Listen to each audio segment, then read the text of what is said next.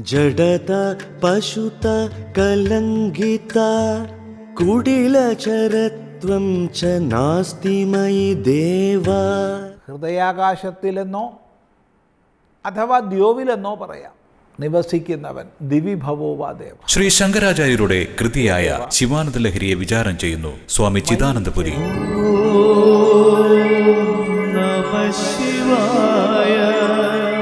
നിരുപമ മാഹാത്മ്യത്തിന്റെയും അനുപമ ചൈതന്യത്തിന്റെയും നിത്യപൂർണിമയിൽ പരിലസിക്കുന്ന പാലക്കാട് കൊടുവായൂർ ദേശത്തെ പ്രസിദ്ധി കേട്ട ഒരു ക്ഷേത്രമത്രേ കേരളപുരം വിശ്വനാഥ ക്ഷേത്രം.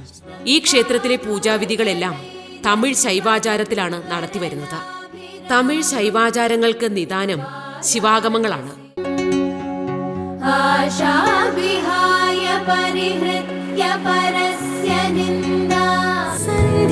ഇന്ന് വൈകുന്നേരം 6:30 സന്ധ്യാദീപം.